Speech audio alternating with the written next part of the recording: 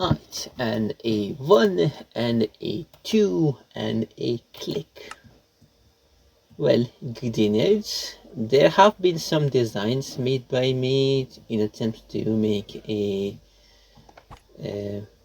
minecart heater, and they always had some kind of caveat that they will either fail if you make them too fast, or they have some issue that they were going to be like in lava but they're still not going to trigger, or they're good enough that they can be spawned but they don't like separate the minecart from the items. And then I eventually end up in this where it is good enough to work, but it has some situations where, for example, you have to chunk align block swapper, or you require it to be made so it fires in particular direction because it has issues with not being too fast to process stuff.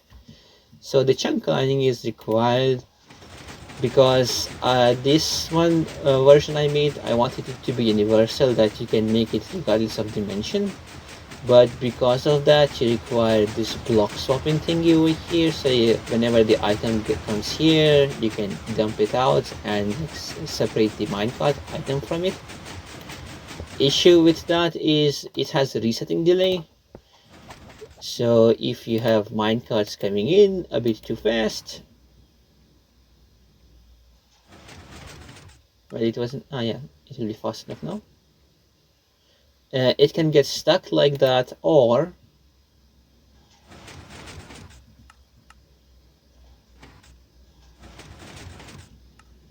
sometimes the minecart item will end up here because this will pick up. So it has an issue that you can't do it this fast.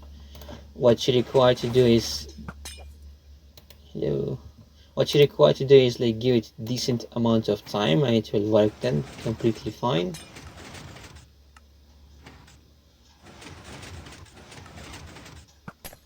Well, it's not working right now. So I decided to upgrade that and I got this.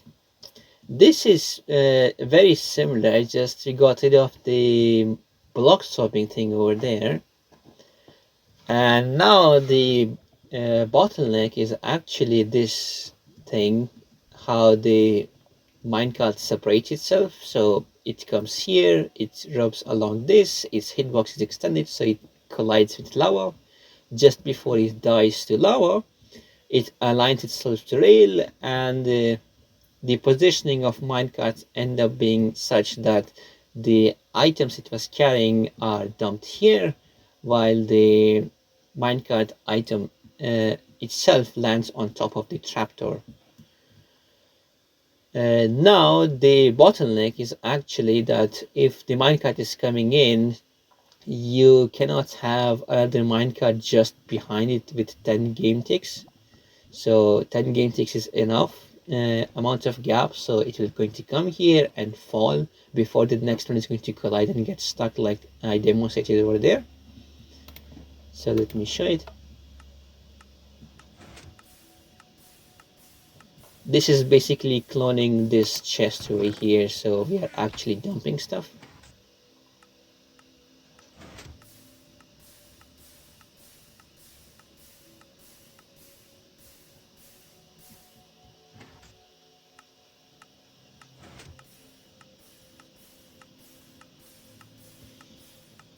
This is basically a repeater locking pulse extender. Through testing, I was sending minecarts here, and it turned out that the 10 game tick delay gap is from here, from testing, that it requires at least that much. So the minecart comes here, drops down before the another one collides with it. So that's the gap from the 10 game tick that I'm talking about. And then if the minecarts are coming in erratically, then it is better to keep this ready till another one comes in, because if they're coming erratically, it can like extend and another one might come in during that time and it would be bad. So that is what the pulse extender is trying to avoid doing, and it is really reliable. Like I have spawned over 300 minecart items, and they never end up in lava, and they completely take out whatever there is and dump over here. So this is of course limited to overworld and end dimension, and to use it in nether you would require to chunk align it and use this block swapper to dump the item in that direction.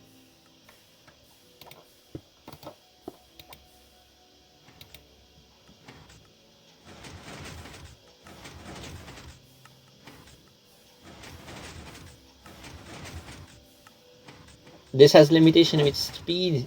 This is like more spammable, but it also has limitation that you cannot have gap like less than 10 game ticks. 8 game ticks is too low, 9 game ticks is too low, 10 game ticks is just enough that it works completely fine. And here we have a clock which is 246. Then it's going to turn off in that time, that is 12 game ticks. And these are p-tick components, and that is a c-tick component, so there's also delay between that. So this is technically 13 game tick clock. So it can be like 3 game ticks faster if there was some way of doing that. Well, this is basically it. The complexity of all of this slime thing has been removed here. That is only required for another variant. And you can basically make it just by looking at what is going on over here. So the concept is exactly the same, that the minecart aligns itself to rail, just like that. But it dies to lava here. And once it is done, oh, I collected everything. Once it is done, it is going to push the minecart items on top of the hopper minecarts here, which is aligned using fence gate, and then you can reuse it in your system once again. So in this such a short track, I'm able to have 11 minecarts here. 1, 2, 3, 4, 5, 6, 7, 8, 9, 10, 11.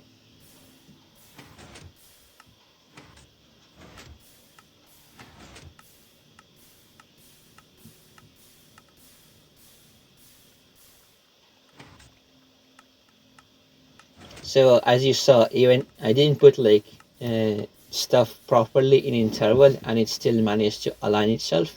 That is thanks to this pulse extender. Using repeaters here because comparators would be too long.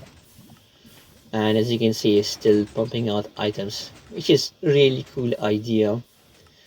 Now to make it any faster, I would have to come up with some different variant. So I'm using dropping over here. What we can't do is like stack minecarts. Through testing, if the minecart item falls on the rail, it can stack multiple times and it works completely fine. Like you can dump once the entire minecart stack and it will still work. So that can be done to make use of it if you have incredibly high hopper minecart usage or something like that. Or you can make another one, so when this is resetting, your line instead of going here goes here, where you have another one, and that is basically going to deal with the other incredibly high hopper minecart usage that you have.